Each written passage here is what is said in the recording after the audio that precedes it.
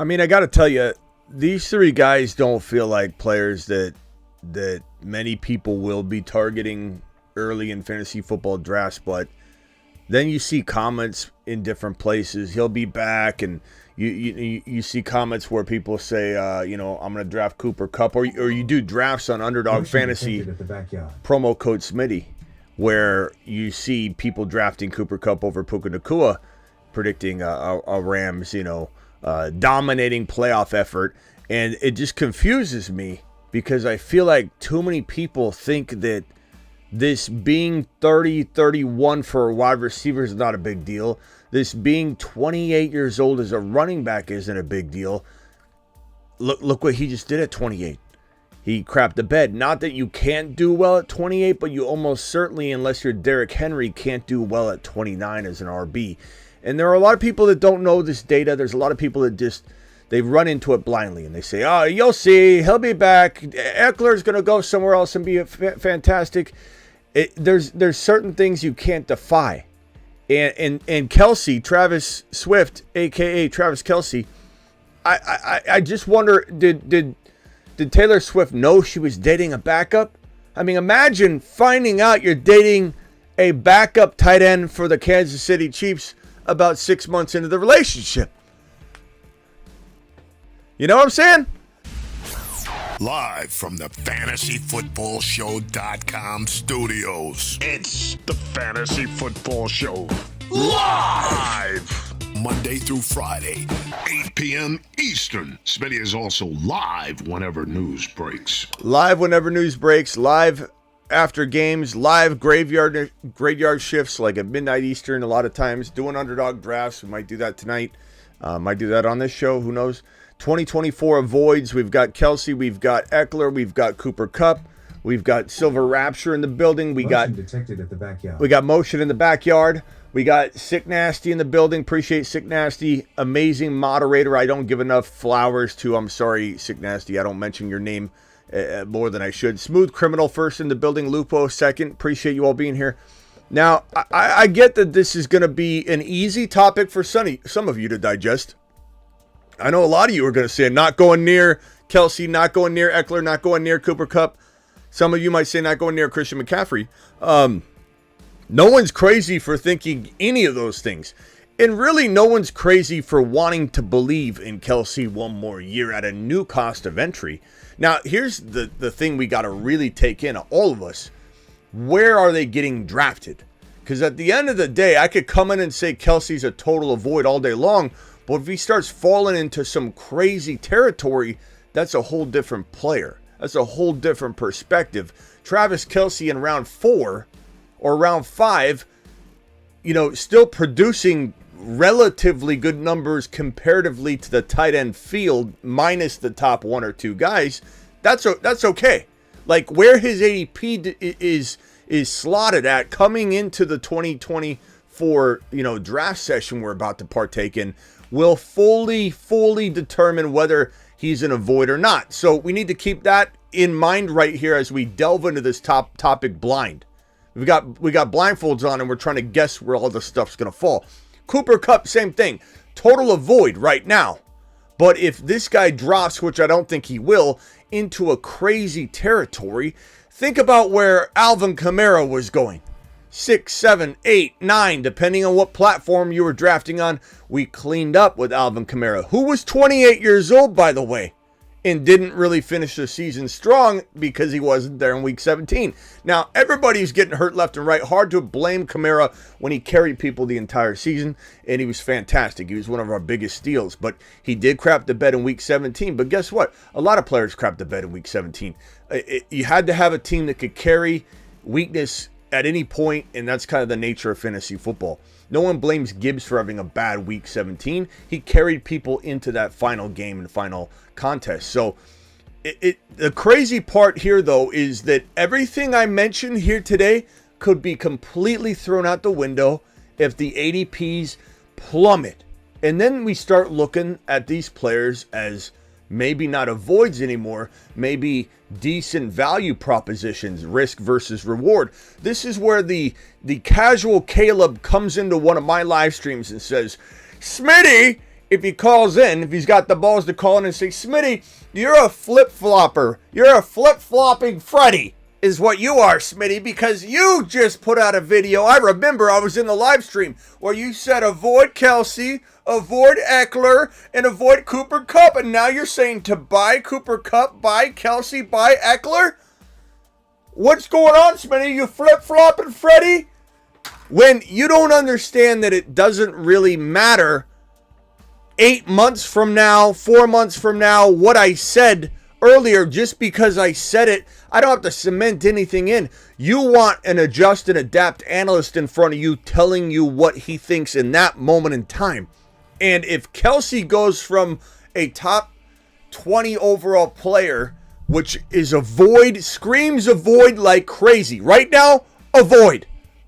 This isn't adjust and adapt 4 months from now if he drops an ADP. That is recognizing the situation. That's adjust and adapt. That's smart. That's not flip-flopping. If he goes in the top 20, avoid.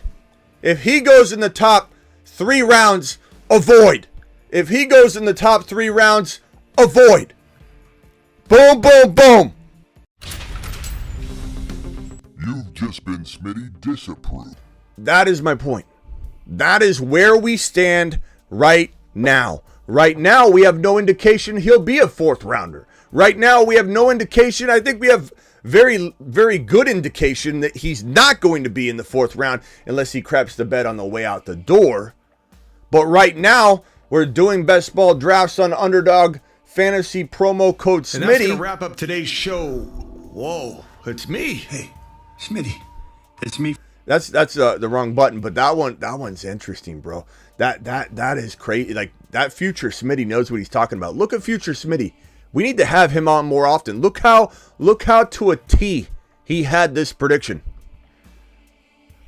And that's going to wrap up today's show. Whoa, it's me. Hey, Smitty, it's me from the future.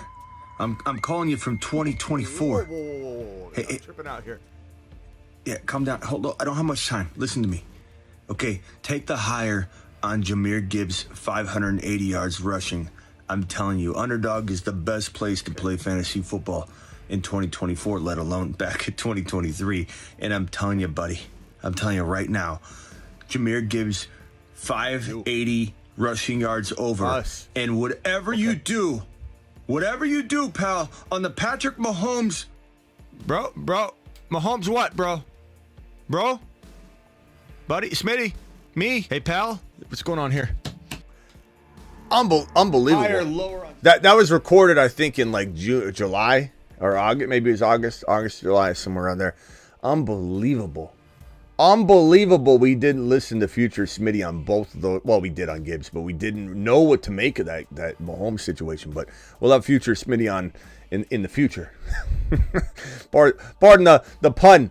But as of right now, I just want to conclude with this little segment here saying that this is all volatile. This is all a evolving situation. Where he goes, what I was saying was on the Underdog Fantasy promo code Smitty, where you can double your first deposit up to $100, use code Smitty. I'll drop the link in the live chat this very, very second. What I was trying to say is that when you go into a draft right now for a playoff draft, and there's the link right there, you literally see Cooper Kupp go above Puka Nacua. And I know that that's redraft, right? Because it's the fantasy football playoffs. It's not something where, you know, there's any future 2024 value tied to it. It's redraft 2023 still, an extension of it. But why are people valuing Cooper Kupp on average higher than Puka Nacua for the playoffs? So that indicates to me that there's still going to be a lot of people in the Kupp will bounce back camp. Kupp will be elite for 2. Usually someone that thinks Kupp's going to be amazing in 2024, that not only do they say he's going to be amazing in 2024, they come in and say something wild, like Kupp's going to be fine for 2 or 3 more years. You're like, whoa, Bob, I know you like him for 2024, but whoa, calm down. Pump the brakes on your excitement for Cooper Kupp. He's 30 years old. Ziggy, how old is Cooper Kupp? Ziggy, how... Damn it, Ziggy!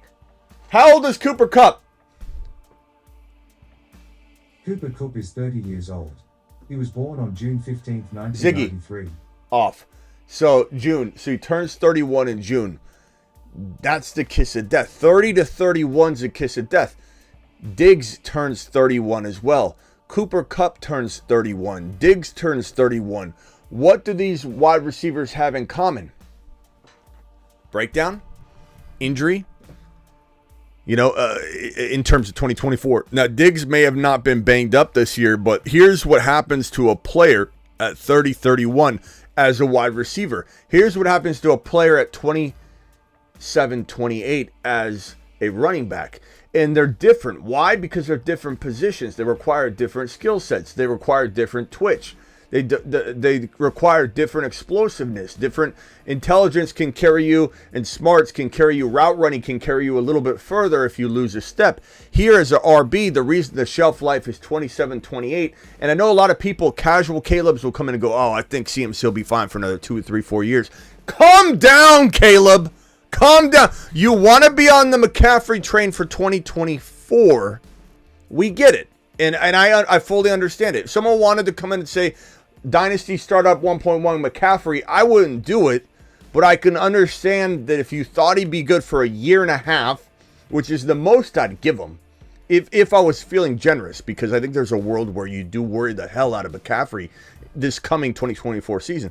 But I believe he's worth the risk more than he's worth passing on. The risk is greater to pass on McCaffrey. Right now, he's got the calf injury. He's sitting out week 18, so is everybody that matters, that their team has made it and they've clinched or whatever. Lamar's sitting out. This is a dumb week to play fantasy football if you're playing fantasy football week 18. What in the hell are you doing? What's your commissioner doing? What are you doing? Get out of that league. But depending on how McCaffrey finishes, if you're watching this 4 months from now, if he finishes on a tear, he will have very, very little questions as the 1.1 2024 redraft. And there will be an argument for somebody that's a little now crazy in a dynasty startup to say, hey, I don't know how long this league's going to last. I'll take CMC 1.1 in a dynasty, and screw you guys that talk about how I'm gonna build too old of a team. Like, I could understand that mentality. The reason running backs fall off at 28 is because they're doing things that their body can't cash the check on. And it's kind of like, even if their mind is healthy. This man right here, remember in the offseason, he wanted like a new 3-4 year deal. And I said, are you out of your mind? And I'm different. I'm built different. I'm the guy. I'm different. I'm going to play to 33.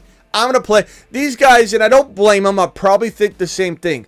These guys think they're absolutely going to be a freaking machine. They think they're going to be an absolute gift to fantasy football in the NFL for more years than the average Joe. Your body can't cash the checks that your body wants to write.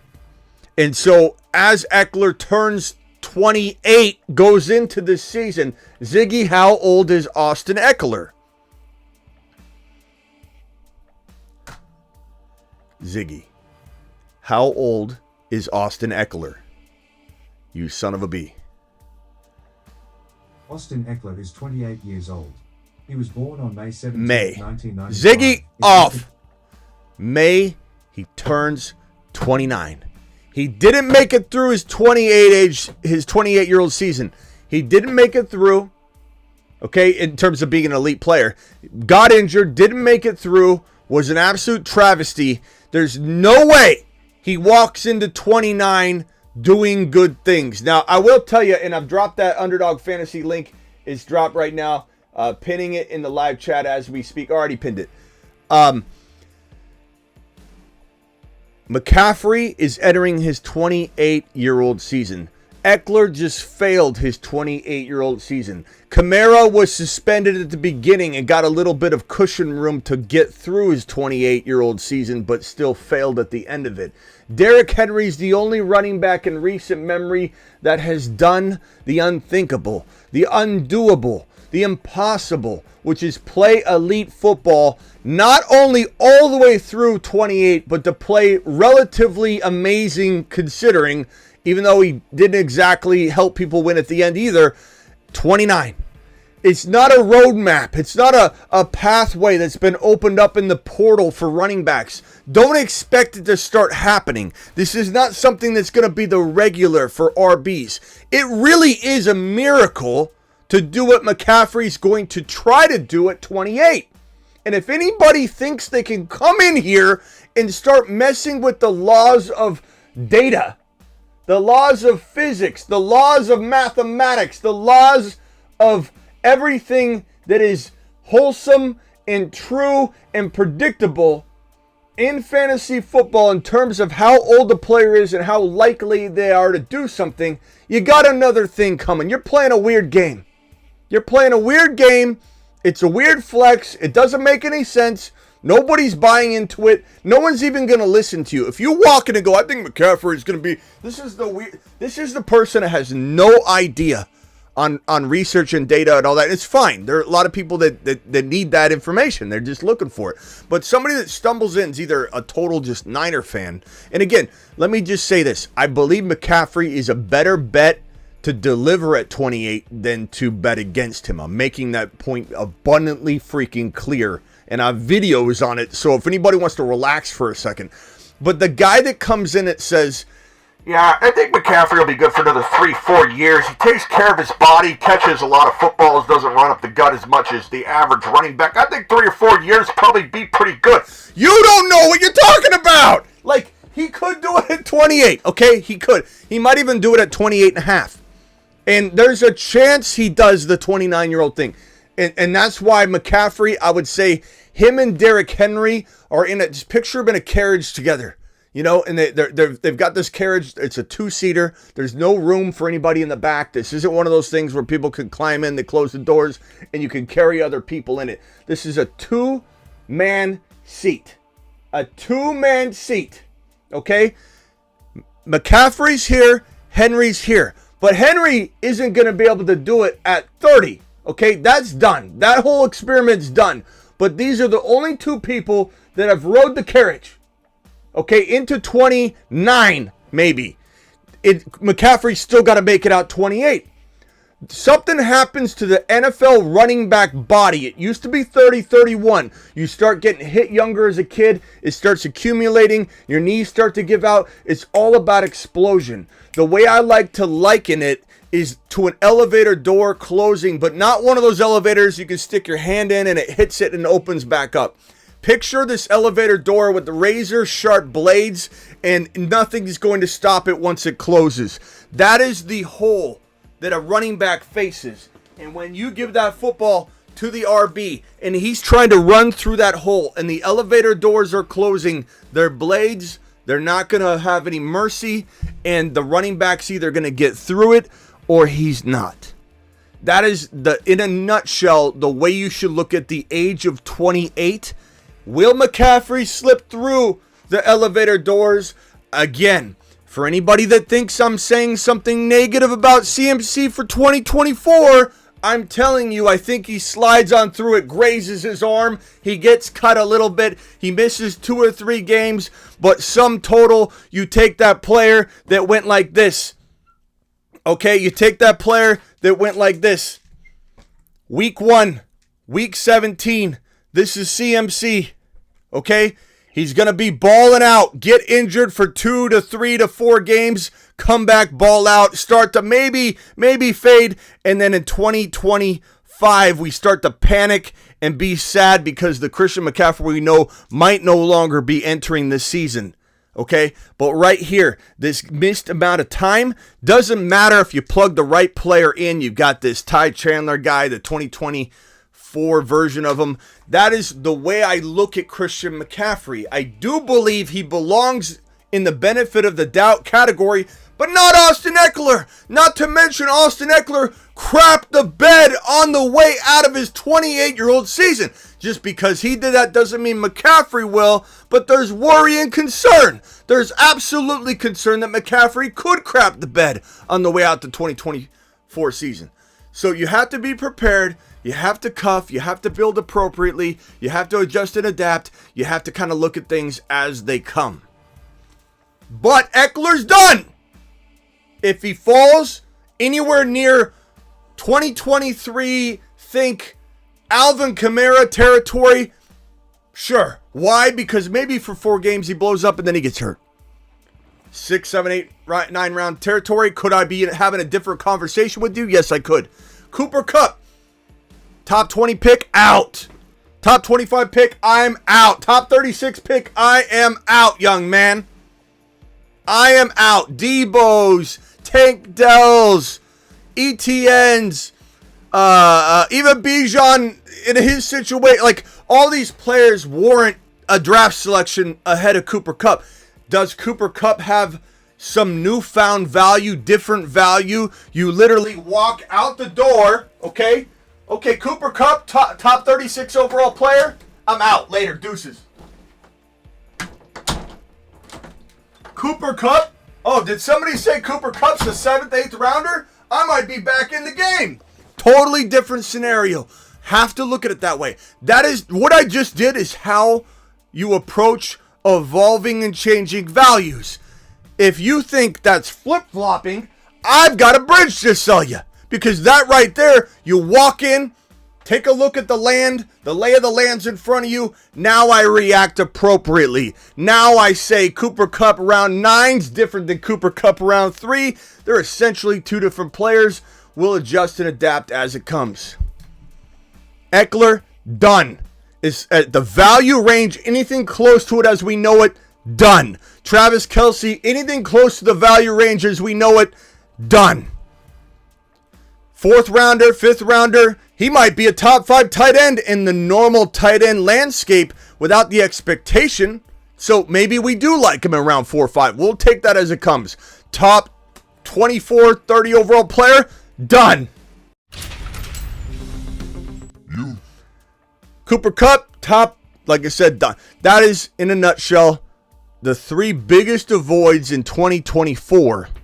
With some talk about, some truth, hard talk about where the line is on Christian McCaffrey and how there is a risk level because he's 28. The body just breaks down. It's like trying to ask your vehicle to do all the things that the vehicle used to do in its early infancy at a much older age, hitting that gas, pedal to the metal, trying to take it over 120 miles per hour if your car was able to do that at an older age, keep that mile, that speed up and the mileage up, and you want the gas mileage and everything to be the same, and then it just fades and busts out and fails you at some point when you're trying to work at 100% still. McCaffrey only knows 100%. He's gonna, at 28 years old, hit some sort of lull, but maybe he pushes through it, gets back on track. And like I said, if you end up getting yourself a player to plug in here, you plug McCaffrey's weeks 1 through,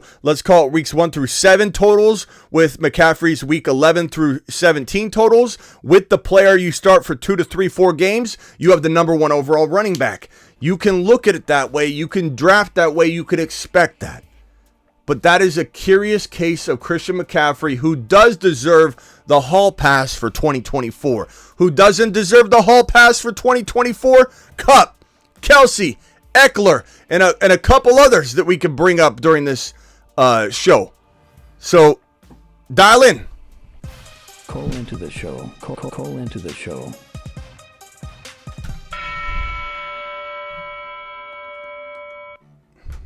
I want to thank my Saturn men, my 2 Saturn men right now. For anybody who doesn't know who the 2, we have no Moon men yet. We got no Mars men yet, but we have 2 Saturn men, and they are the Saturn men. 1 small step for man, 1 giant leap for Saturn.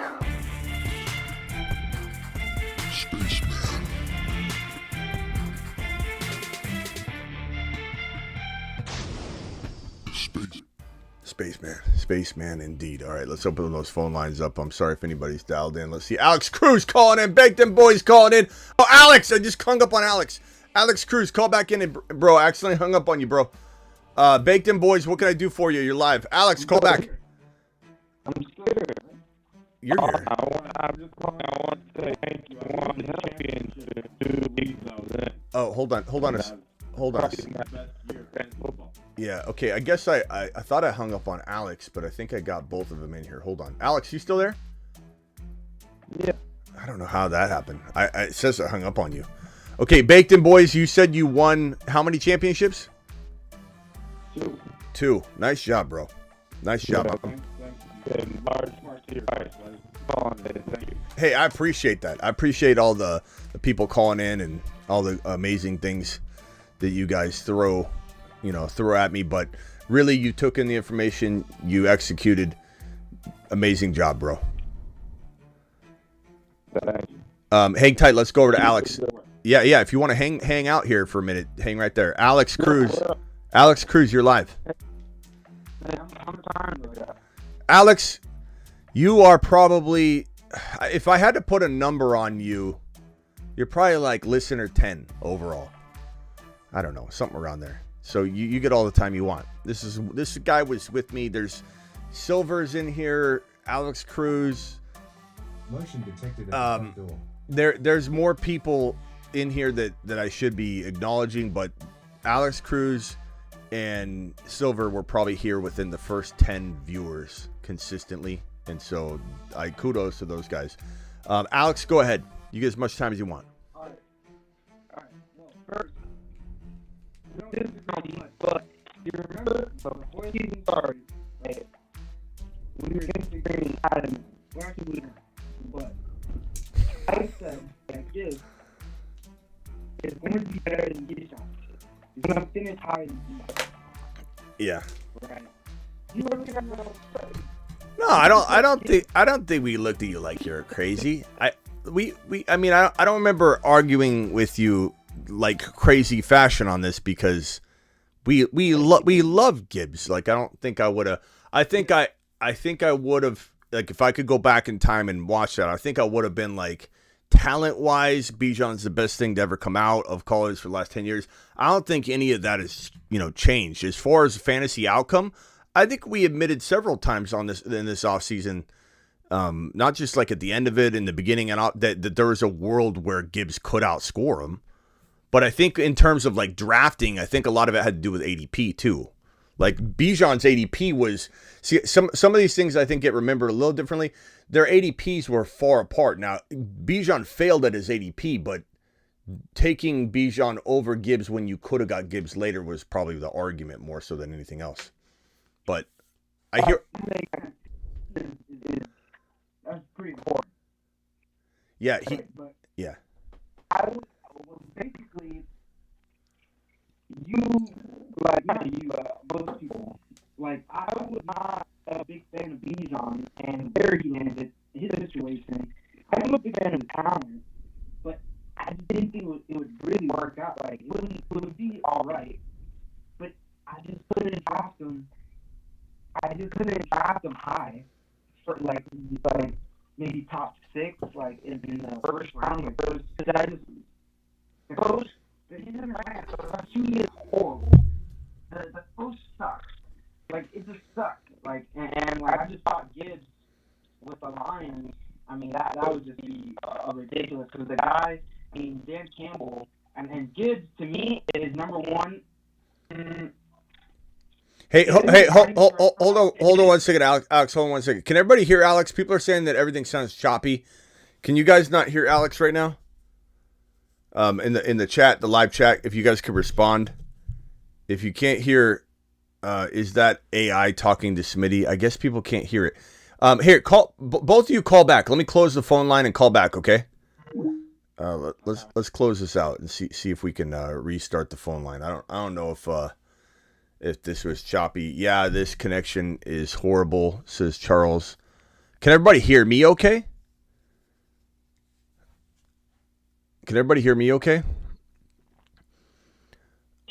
All right, Baked In Boys, I got you on here. Alex, call in again. Can Baked In Boys talk real quick? Say 1, 2, 3, Moon Man. 1, 2, 3, Moon Man. Can everybody hear him now? Is he very, very clear? Okay, let's see. Alex, call back in. Let's see if everybody says. Someone said you're. I'm here. Just call back in. See, it's acting weird. My phone line is acting weird. Can everybody hear them right now? We hear you. It's choppy. You're okay. Yes. I think you're better now, but okay. Yeah, I see them talking. They can't really hear. Okay. Anyway, but yeah, no, bro. If I don't know if you saw my top 5 running back ranking video, but they're saying it's still choppy. Okay, let me see if I can fix something real quick. Hold on, hang tight. Let me go into my. Let me find a way to solve this problem while we're live. Hold on, let me go into the settings. Audio, speaker.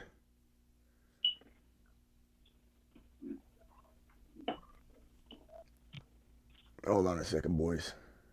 Hold on 1 second. All right, talk now. Hello. Yeah, I think this will be better. I'll do this until I figure out if I can fix it. But all right, you should be good to go. I think everybody can hear you. But yeah, Alex. Motion detected at the front door. I don't know if you're here for the top 5 running back video, but we had Gibbs floating around the 1, 2, 3, 4. So 2024 running backs overall: Gibbs, CMC, Hall, and Kyron. I think, and these are all RBs in my mind are in contention for this number 1 overall pick. I think anybody be kind of off the rocker to think any of these aren't at least deserving of the conversation. And so that means if you want Gibbs number 1 overall, I'm all for it. If you want a JJ number 1 overall, I'd be okay with that too. But would you take Bijan in a dynasty right now? Would you take Bijan over Gibbs? No. Okay. Yeah, I wouldn't either. Yeah, no. Gibbs. I like Gibbs over Bijan right now. But once Arthur Smith gets fired, things are gonna change really quickly. Can everybody hear now? Can everybody hear the callers now? Things are gonna change quickly. I don't know how much. I don't know to what degree. I don't know if this is going to be something where Bijan's going to climb back into like the top 10 overall, but it certainly is going to be kind of I don't know. How is this bad? How can you guys not hear him? They're roasting like flip phone, Well, but it's more than one person though, so I know that it's still people are saying it's still bad. Try talk. Let's go to Baked In Boys real quick. Baked In Boys, talk real quick and tell me if it's. Yeah, mic check 1 2. I can hear fine on my end. Yeah, no, I can hear Alex. We're not worried about how you hear it. We're worried about if everybody else can hear it. Seems like I feel like it's got to be better because I fixed the problem. So I think everybody's just maybe Alex is sounding I a don't little know bit. if it's a Wi-Fi thing. Maybe he's on Wi-Fi and it's not going through for some reason. It's bad Wi-Fi. Maybe it's my connectivity. No, it's on my end, bro. Okay. Anyway, hold it. But basically, I just want to be a little vindicated, on my take that Gibbs would finish ahead of Bijan. Yeah, I'll say this. I'll say anybody that liked Gibbs over Bijan, congratulations on that. It is hard to call into this show than try and one up Smitty on a Gibbs thing, though. Like this is like the home of the Jahmyr Gibbs. You know what I mean? Like Smitty, I'm calling to roast you on Jahmyr Gibbs. It's like, come on, like how are you gonna do that? But like there were people, and I will say you were one of them that I do remember that liked Gibbs over Bijan. And if you're predicting the end outcome, you did a great job predicting that. And I admit, I anybody that believed in Bijan missed on him. But, I think the majority of the world, predicted this to go a different way. And I think in hindsight, we don't have this like, in hindsight it was 2020. Like Arthur Smith was an absolute rushing, producing monster the year prior with Algier. But neither here nor there. Right now, Gibbs is in the top 4 overall. Top 4 overall. Bijan's not even in the first round until Arthur Smith gets fired. And then when he gets fired, which I do believe will happen, we just got to watch and feel out where Bijan's going to climb to. Does he climb up into the top 10? I don't think he climbs over Gibbs, especially 2024. Dynasty, I could see a lot of people kind of coming back into the fold a little bit, but we'll see. I think that one, they need a quarterback still, and 2, Yeah, that's bigger. And then I feel like Gibbs might just last longer. I don't know, but Bijan's a special talent. Yeah. I'm not denying. And then also, I don't know if you remember, but I said before the season started, I said Sam Laporta would be top 5 tight end by the midway point of the season. And that's when people, right, had him in like around 10ish, like outside the top 10, right? I told you, hey, this guy. Attaboy. But yeah, Kelce's he's done. All right. Anything else, Alex? I'm done. Congrats on that, by the way. Congrats on all that. Alex cruise to the moon. Yeah, I still didn't win. So man. This is fine now. It's good. Okay. Yeah, I think we're good. I'll have to listen back and figure out what was going on that. The phone system was acting screwy. It's possible it kept feeding in the bad signal on top of what I fixed here, and I think I just turned that part off, so I think we're good now. I think they can hear you. They missed the good part. Yeah, it was all on my side. I'll see you later. Okay, thanks, Alex. Later. Alex to the moon. Let's see. Who Baked and Boys, you still there? Still here. All right. Did you ever announce? I don't know if it's too soon or not. Remember before the season started, you had people make big bold predictions, and whichever one won, they were going to win a prize. It's up there. We haven't gone through them all yet. I got to take a photo of it, and then we're gonna go through it and see if we can identify. Yeah. Like somebody would have said Sam Laporta outscores Travis Kelce. Yeah, Alex, they weren't roasting you, Alex. They were roasting the phone line. They weren't. I saw what everyone was saying. They're like, it sounds like he's calling from a submarine. It's my system that's doing it. It wasn't you. Like, they know that. Alex is. You're fine, Alex. Yeah, no, it just sounds like when someone calls in and we can't hear them, we're like, what are you calling from, a fax machine? What are you calling? Like, but everyone, it was my system for sure. All right, Baked In Boys, appreciate you. Anything else? No, I just wanted to say thank you and keep it up. All right, later, bro. Appreciate you. Okay, I don't know. Hopefully the phone lines are fixed now. I think I got it under control at least for the remainder of the show, but I'm gonna try one more thing. I'm gonna turn this off. I'm going to go back to the way it was, and I'm going to take one caller and see if it fixed it. Where was it? There. Okay. Can we watch football without anxiety? Wow. Won the championship. Maybe you can, bro, but I'm playing Underdog Fantasy promo code Smitty, my guy. So, I don't know about you. That's what I'm doing. You're live on the Fantasy Football Show. Hey, Smitty, it's Amy. What's going on? Can everybody hear clearly now? I may have fixed it, may not. Let's see. Well, I just changed it again back to see if I fixed it. But what's going on? Did you win your championship? I won last week. I'm under 20 points, so I need help because I'm new at this. I know that some people play and then some don't. Like they'll go halfway through and then they'll leave. So I don't know who to play, and you guys are playing you guys are playing a week 18? Yeah. Oh. Yeah, I have ESPN. I know. So well, you can change that. That isn't something that ESPN controls. Like your commissioner. Who's your commissioner? Yeah, the commissioner said. Yeah, he messed up. He was like, I should have turned it off, and I didn't. That's awful. That's awful. Okay, who do you got? Because honestly. I know I'm screwed. Yeah, this is bad, but maybe you'll win because of it. But go ahead. What's your team? Okay, so I'm gonna give you my team. I got Gino. I picked up some people, just so you know. So I got Gino, Gibbs, Williams. I might not even bother because I don't think he's playing. Rice, Lamb. I think Laporta is okay. Collins. I picked up the Patriots, and then I have Barkley, Tua, Montgomery, Reed, Isaiah Likely, and then Higgins, and then Derek Carr. So that's who I picked up. Likely, Higgins. Did I miss anybody? Geno, Gibbs, Rice, Lamb, Collins, Tua, Wait a Barkley. second. I'm sorry? You gotta do it. You gotta start over. Sorry, it cut out for a second. Geno, Gibbs, Rice, Lamb, Collins, Tua, Barkley, Monty, Reed, Likely, Higgins. I feel like I'm missing somebody.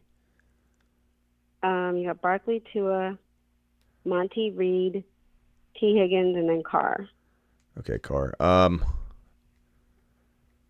Okay, so Tua's the Dolphins are fighting big time, so I'm still starting I know, to. but he gets points. He scares me, man. I mean, yeah. I don't blame you. I don't blame you for being scared, but like I don't know that I'm putting Geno in. Would anybody start Geno over Carr?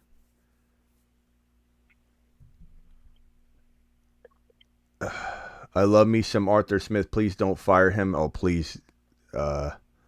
Please don't say that, Alex. Please don't say that. Let's see here. Okay.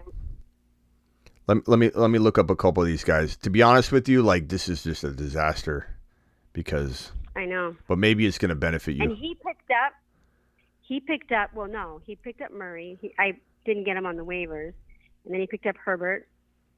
I was going to pick him up, so he picked up people that because he had Lamar Jackson, Cooper, Pacheco, so White. All right, you're gonna have to go out.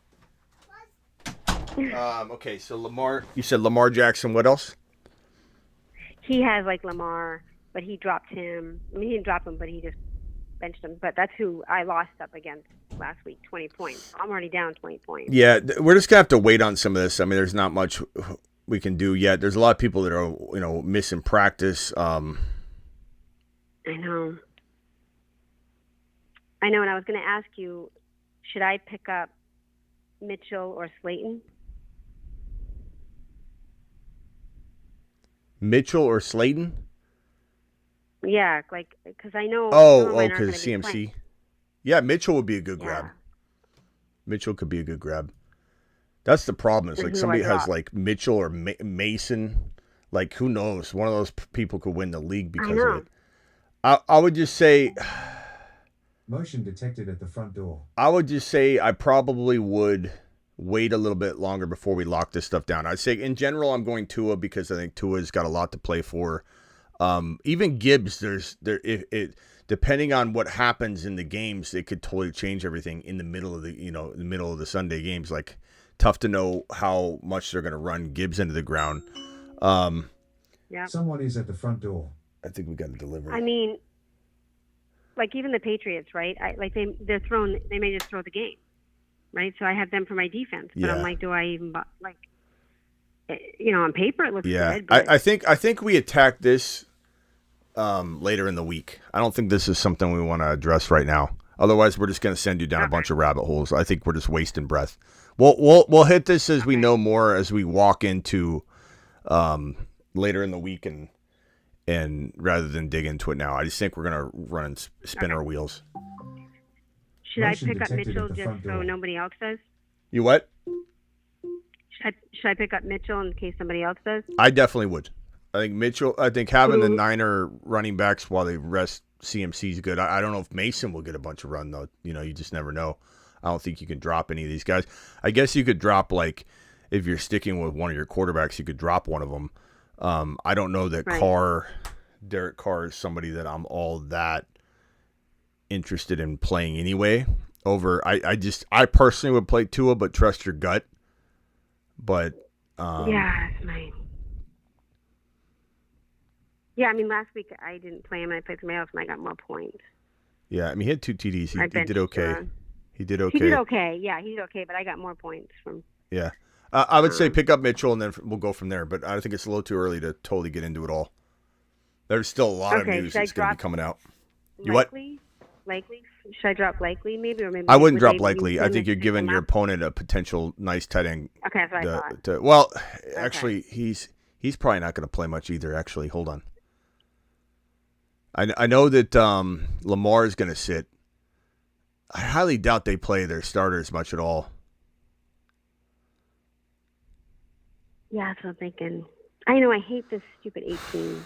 I don't know. Week champion thing. I don't know if I'd drop him yet. Let's wait until later in the week. But grab Mitchell. We'll find out on Likely. Likely will probably likely will probably be not playing a full game. Mitchell and Mason, like I said, I could see Mason playing the whole game, so I think you got to look into that first. We'll dig into it. I'll try and find more information on that. Okay. But take a look at that. Look at Mason as well. Mason could get all the work. It's hard to know.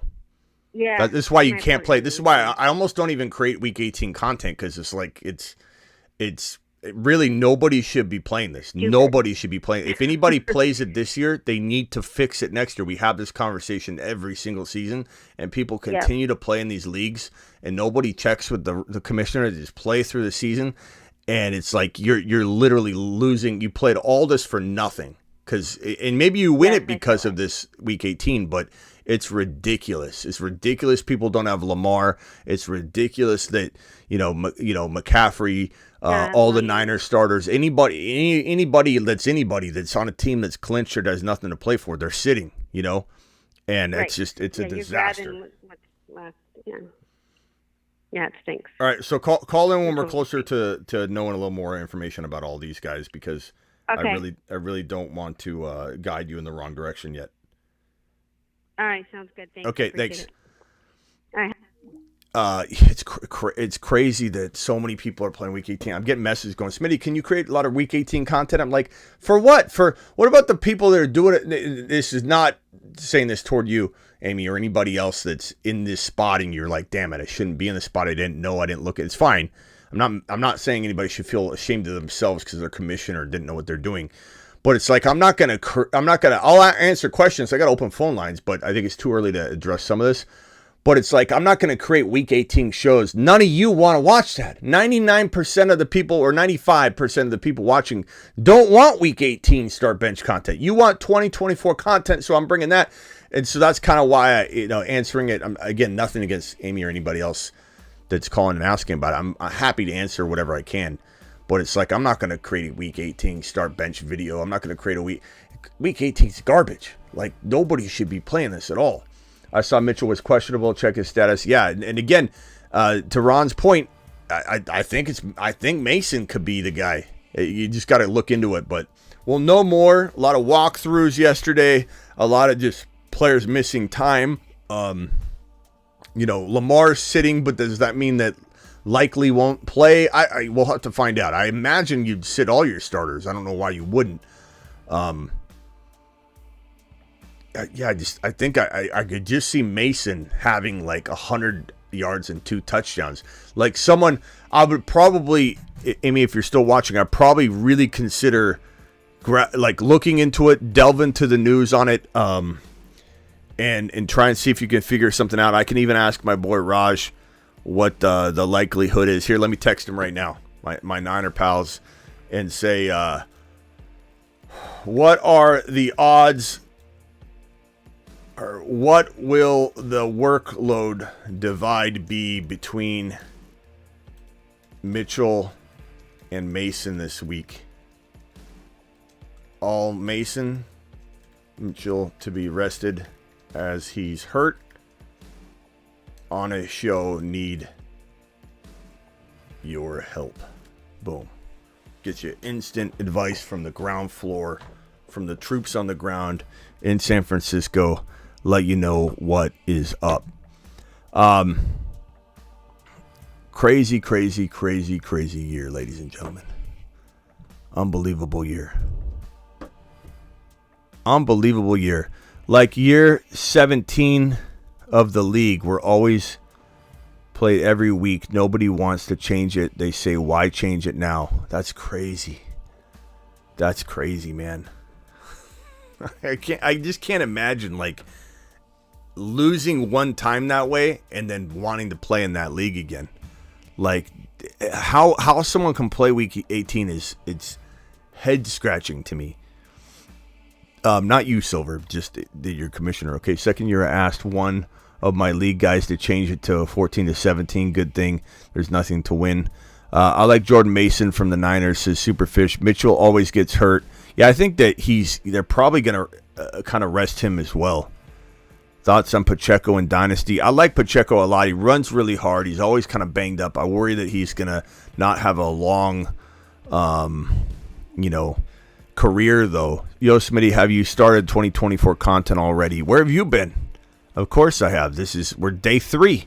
We're day 3 of the content, pal. We got 2 Saturn men already, JC, we got 2 Saturn men already dropped. We got our biggest it says 2024 voids. We're doing it live, JC. We have been since the ball dropped on New Year's Eve, pal. We're doing it live. The NFL needs to play 9 weeks, give all teams a bye, and take a week off, then finish the season, says Trump 2024.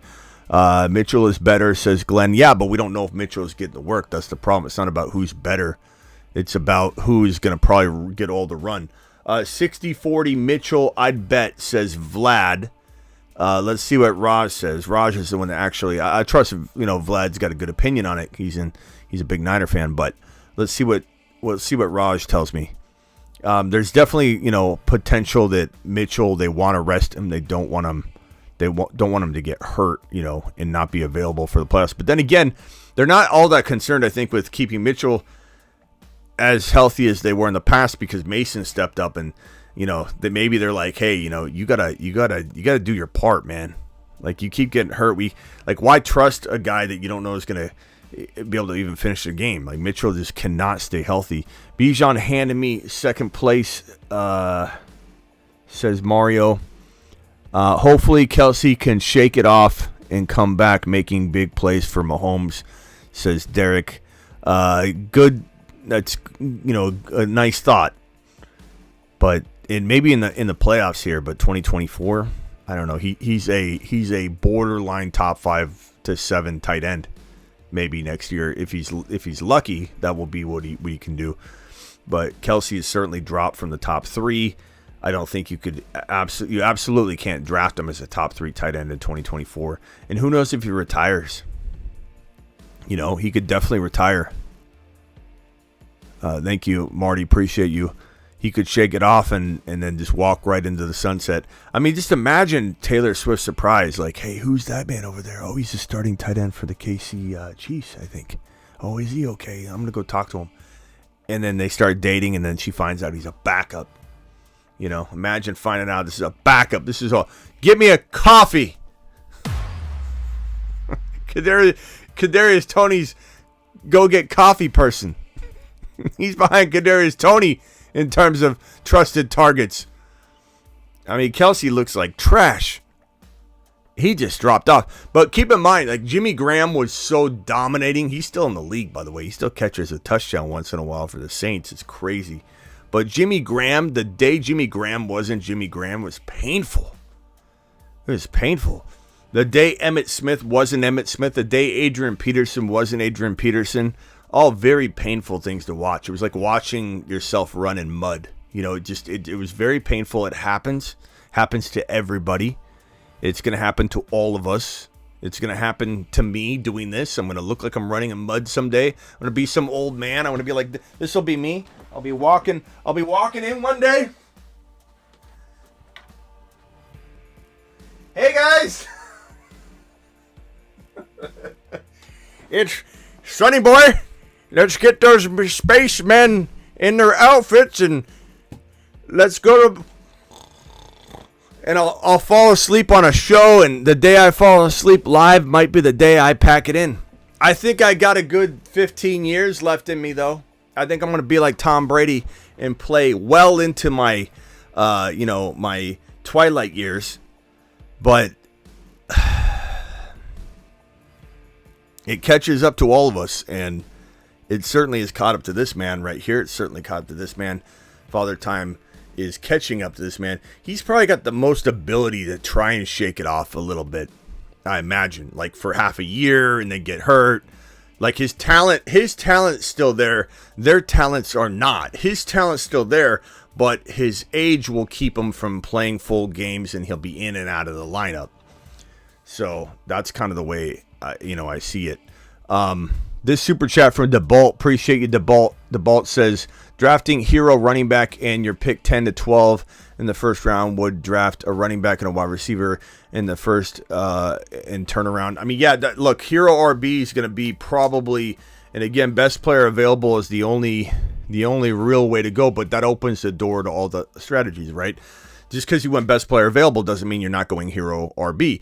Best player available might mean that hero RB is what you want to do.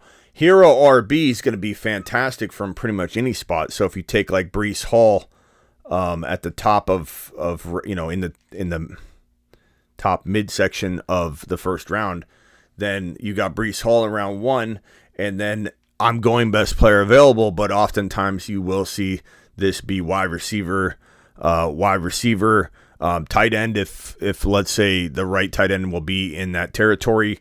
QB, I imagine QB or wide receiver here. I think early QB is still going to be 100% something I push. I'm not scared off even a little bit.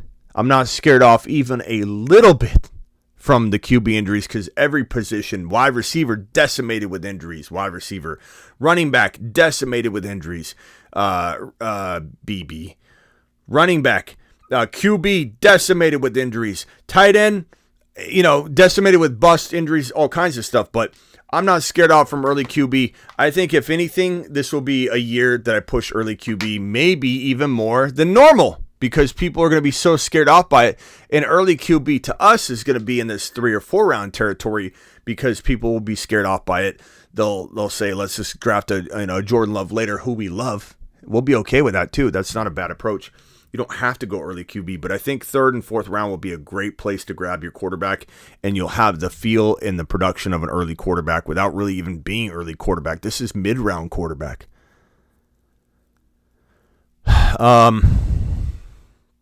So this is probably going to be a very, very effective strategy, as would be QB, wide receiver, as would be, you could even say tight end here. I just think when you go, we'll just have to see what these, like, where's Laporta fall? Laporta's probably going to go, I think some people will take him the first, it depends how he finishes, but first round, but like somewhere in this territory would be Laporta. It just depends. He could be in the first round, he could breach it, or he could go somewhere in that territory.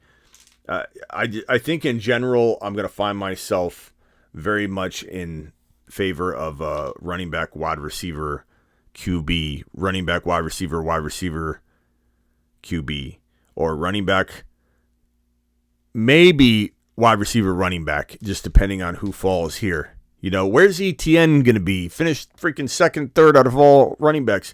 Is he going to be a first rounder, or are people going to doubt him? Will ETN fall into round 2?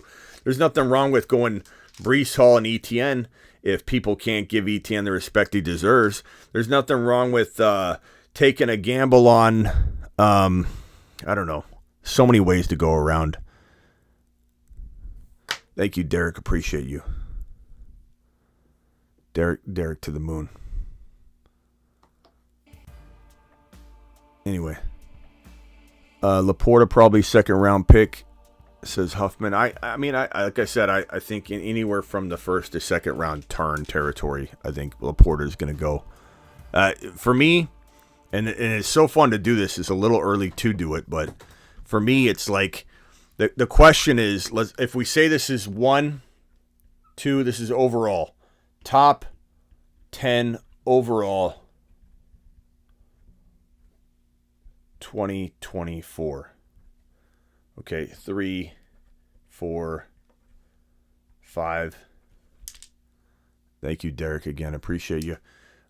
6, 7, 8, 9, 10. The crazy part is, like, you could fill the first 4 with all the RBs, from Hall, Gibbs, CMC, Kyren. You could go JJ, Hill, and then the 4 RBs. Nothing wrong with that. Like JJ, Hill, Hall, Gibbs, Kyren, CMC. No particular order. 1, 2, 3, 4, 5, 6. There's your top 6. I think pretty easily. You got Chase coming over on this 6 to 10 range. You have you have guys like ETN that are not getting the respect they deserve and probably deserve to be in this conversation. You have guys like Amon-Ra. You got guys like A.J. Brown and players that feel top 5 to 7 still that are going to go in this like 10, 11, 12 turn territory. Wide receiver. Two A.J. Brown type players at 12 and 13 are going to feel pretty damn good, I think, in 2024. I have to like pause and say 4 because I keep forgetting 2024.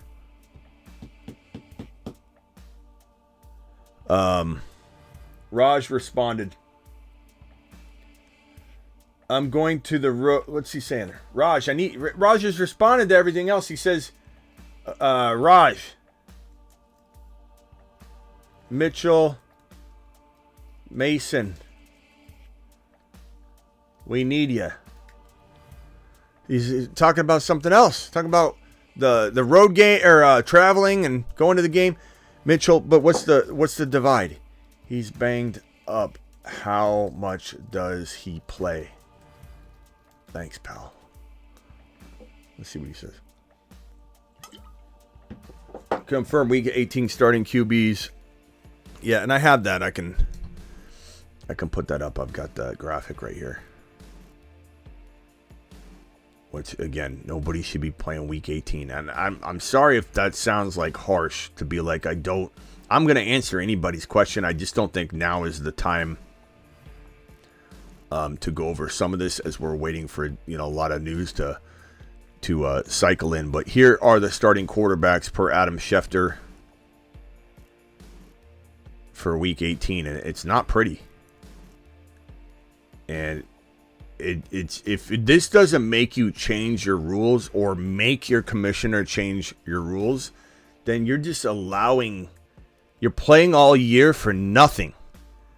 Blaine Gabbert, Jeff Driscoll, Carson Wentz, Nick Mullins, Trevor Siemian, Easton Stick, Tyrod Taylor, Sam Howell, Mason Rudolph, Jared Stidham. That's fantastic. What are you doing?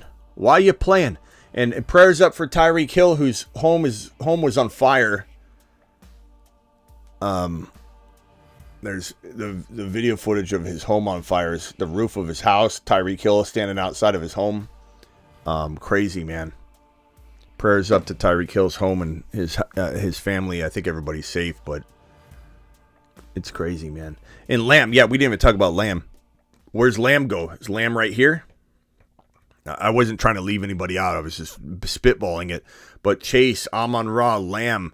Lamb could go here. I've seen some people put Lamb here. I think Lamb in the 5, 6, 7 territory is fantastic. The first round's loaded. The first round's absolutely loaded. And I'll be doing a video on my top 12 overall, my first round or my top 10, something like that really soon. We did the top 10 RBs. Top 10 RB videos up. Let's see what Roz said. He has the flu. If you want to play it safe, take Mason. He might be the one this week since the backups are being started. Definitely going to rumble. It's Florida. They're back on the other conversation. I can't. Trying to get some good information from them, but I don't think they even really know. I think that's what we learned because I just asked him. He said Mitchell, and I said, "What about Mason?" He said, "Yeah, Mason." So I think the truth is, we don't. No one knows yet. That's the whole point. Like even people with their boots on the ground, like Raj, have no clue what's really going to happen. It's just, oh God, it makes me sick that some people are playing. Some of my people are playing for week 18. After all the hard work you put in, and now you might lose it because of week freaking 18. If it were me, I would grab Jordan Mason and start Mason. I don't trust Mitchell. And even if Mitchell was healthy enough to play, I can't see them playing Mitchell the entirety of the game. So I think Mason will get a lot of work, and he's the third string in names. So they probably roll him out there, I'd probably say Mason, but it's close. Excuse me. Probably not going to be a long show tonight. I'll come back and do some live drafts on Underdog Fantasy. So if anybody wants to go on Underdog Fantasy, promo code Smitty, get on over there. Kind of a slow news day today. I thought this would be a good topic to hit at the top of the show. I know this is probably the shortest show we have ever done. on this channel, an hour and 4 minutes. I don't think I've ever done a Monday through Friday show this short, but I'll probably pack it in tonight, or pack it in now and then come back tonight and do Underdog Fantasy promo code Smitty Draft. So dial on in. Appreciate you guys all being here real quickly. Ron, I'm about ready to leave, but what you got, pal? Hey. Yo. I was just going to say, an Underdog, make sure you go in there and play the players that have something to play for. Or, the Steelers are actually a good play this week because they're sitting everybody in Baltimore. So Pickens, Rudolph would be a good play. Everybody would be a good play. On any teams that are playing for anything, choose those players. I mean, whether it's Pittsburgh, whether it's somebody else that you believe in. But if you're going to go into Underdog, make sure you get players that are going to actually be on teams that are playing for something. Yeah. We'll be doing some mitten drafts tonight. Mitten drafts are going to be absolutely a blast. I love them. Hopefully there's still a mitten open, right? Did they launch another one yet? They just opened one up today. Yeah. And but I get your Week 18 Battle Royal in. I'm not doing. There's 2 games Saturday. Pittsburgh's one of them, but they're not. They don't have any Saturday contests up yet. Yeah, so I don't know what's up with that. I'd rather do extra mittens than Week 18 Battle Royale. But there could be the week to get. Maybe. Maybe I'll do one or two. Yeah, maybe I'll do at least. I'll maybe do one or two, but I'm gonna do mittens. I'm gonna do a mitten right now. In fact, jump in mitten 3. Underdog Fantasy promo code Smitty. They'll double your first deposit up to $100. That link is pinned in the live chat. I'm going to open it up right now, actually. So I haven't joined yet. I'll tell you when to click the button, but open up your Underdog app. If you haven't, click that link, download it. If you download it without the link, you just enter code Smitty. The link enters code Smitty for you. If you're watching a replay of this video, there's a link in the description. And let me just get my phone plugged in and on screen here. And so this mitten, you're going to go to the mitten 3, which is like one of the very last cards. You got to cycle all the way through. So you're going to be on the main page, the lobby, and you're going to see those cards on the main page. Just flip through all the way to the mitten 3. I'll wait about 30 seconds or so, and then I'm going to tell you to hit the green button. I'm going to wait about 8 seconds because there's a YouTube delay. I'm going to jump in, and we're going to do a mitten draft real quick. This is a fantastic way to I think keep some excitement in the playoffs, the NFL playoffs, because you have to draft with strategy, a team that can not only survive the wild card round, Ravens and non-Ravens and non-Niner players, but also trying to consume players from a team that you think is going to be there at the end of it all. So if you think a wild card team's going to make it all the way to the Super Bowl and you stockpile your team with that, you're covered. If you think it's going to be the Niners versus the Ravens, then you got to do the right combination. And there's teams that are still fighting to get in, the right combination of players to help carry you through the entirety of it. Because you could have every single Niner and every single Raven, but if you got no one else, you're not going to live to see that team play because you'll get knocked out in the wild card round. Hit the green button now. I'm going to hit it in 8 seconds because there's a YouTube delay. And jump in. Ron, I'm not getting in with you. I don't want to fight with you. You don't want to fight with me? Okay. No, I mean, I don't want to ruin, because we all are like-minded in a lot of ways, and I don't want to, compete for the player. I want you to have the best team you can get. So, we'll see what pick I get. Two more to enter, and then it locks down. So, jump in, grab a spot, guys. Go to the board view. It's fantastic. It's so fun. These mittens are almost more fun than anything else because, the excitement we're going to have during the playoffs because of it. Okay, so I'm drafting from the 6th spot.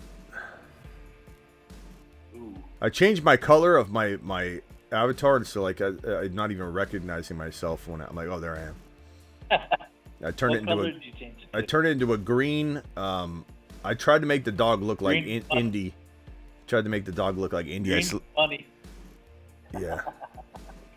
Okay, Royce is drafting 1, then Rob, then JP, then Sherman, then who is that? Is that Pablo or whatever his name is? Pablo, and then myself. So let's see. Yeah. 6 spots kind of could be good or You're bad. on the turn. That could be good because you get 2 players back to back. Yeah, we'll see what's left for me here. Okay, here we go. McCaffrey goes 1, not surprising. But again, that person has to now account for their draft selection so far cannot help them in week 1. So you got to make sure you draft the right team. Josh Allen goes number 2 overall. I like that. I like where people's minds are at. I love Josh Allen in the playoffs here. CeeDee Lamb, beast, man. Question is, how many games do you get of him, though? You know, that's going to be your dilemma. It doesn't matter how good he is. Do you believe in the Cowboys is the real question. Do you believe in the Cowboys? Well, you need a couple of one-offs. You know, you need the 2 teams that you believe in, at least 5 players worth of the teams that you need because you want to fill a full roster if you make it all the way. And then some one-offs to get you through the wild card weekend. Yeah. All right, so I'm going to be on the clock here in a second. We'll see who this guy takes. He takes Deebo Samuel. So I got Lamar. You know, I've been doing this strategy a lot, and I like it. The Lamar and Hurts strategy to just get, you know, like the problem with that is I can only use one of them at a time. But I mean, it's like, I don't know. Have you been doing that? I've been loving it. But no, I've one quarterback only. I've hardly done 2 quarterbacks at all because it takes up a precious roster spot by doing 2, and you can only use 1. I know, but God, I like. I feel like it puts you in a situation. I'm going to do it in this particular draft. I'm going to see how it Why looks. I've taken a lot of Hurts because Hurts don't have a bye. And Yeah. There's always a chance Philly could go to the Super Bowl.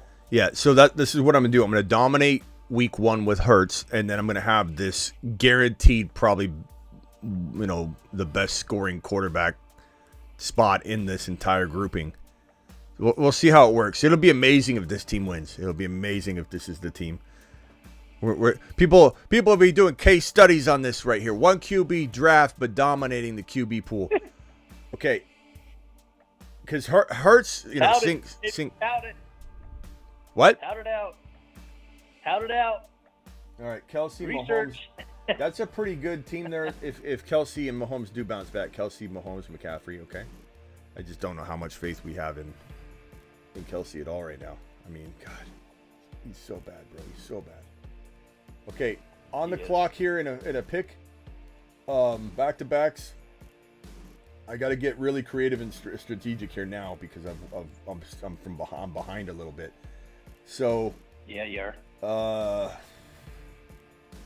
I mean, Devonta Smith would Devonta Smith would be smart here for me because I know he's been banged up, but I'll have him the entirety of the way, you know. Yeah, I'm still catching up to the delay because it's still like 3 picks before you. So I guess I'm probably gonna go. Man, I'm gonna go Devonta Smith with one of these picks. I kind of want to go Gibbs. I kind of like Diggs as well, even though he's crap the bed. Rashee Rice is pretty solid, but I think Devonta Smith is a must here because I'm gonna bank on the First, hey Swift, go Swifty. Swifty, if they make it, you got Swifty. Yeah.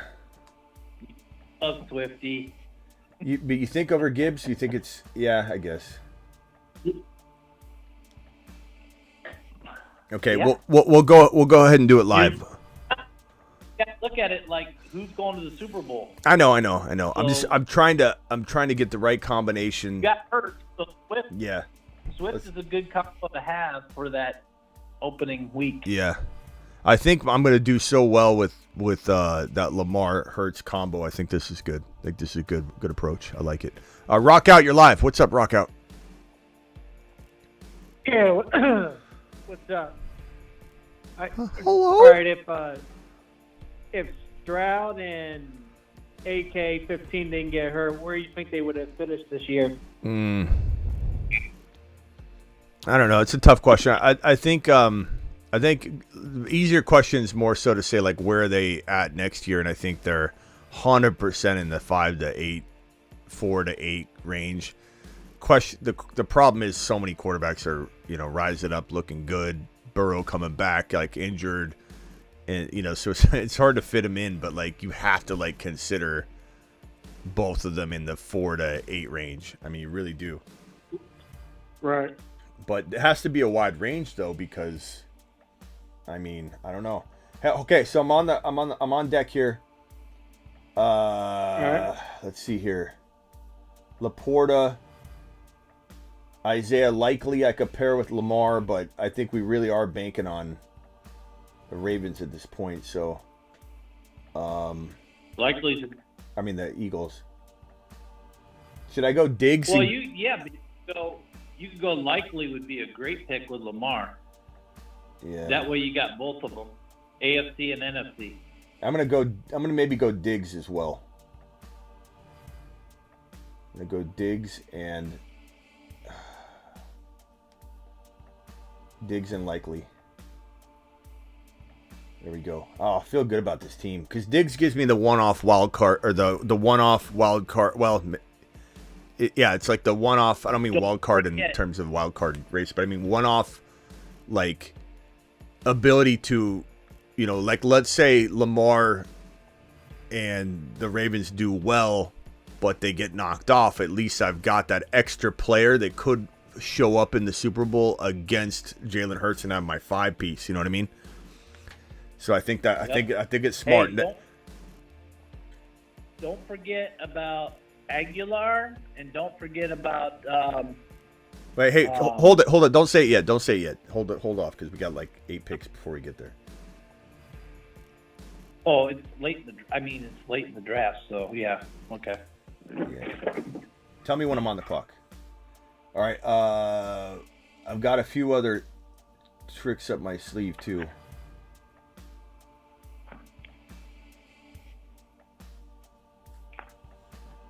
I was a little disappointed to see Gus Bus go so early.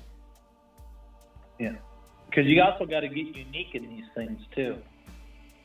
Yeah, I was really hoping that what's his face would last. James Cook. Although he's been pretty up and down. What round you in? The 5th? We're in round 7. Yeah, Goddard just went. That would have been fantastic. I was really hoping Goddard was going to fall. Damn it. Yeah. Damn it. Yeah. Where's the choppers? What's up? Jack of all trades on the line. What's up, man? Word to the cousin. What's up, Ron Navy? Anyway, Anyway, you know what? Kupp would be a nice pickup, in the 4th or 5th round, rolling the dice, but there's so many quality wide receivers and running backs and everything else. Jeez, Okay, hold on one it's second. really too bad. Hold it on turned one out like second. this. Mike Evans, Rashad White, David Montgomery, and Njoku, Kincaid. You're on the clock? Yeah, I'm going to go Evans here because I'm running out of time. I'm on the clock. I got 20 seconds for this next pick. Rashad White ain't bad.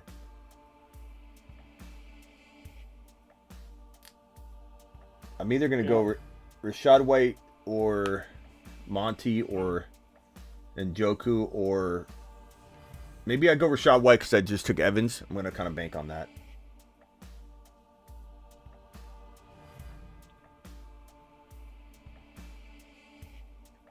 All right, so my team so far, Lamar, Hurts, which is one QB, but I've got Hurts in the wild card. Lamar is on a bye, so it's really, really solid. And then I've got this rotation that could happen.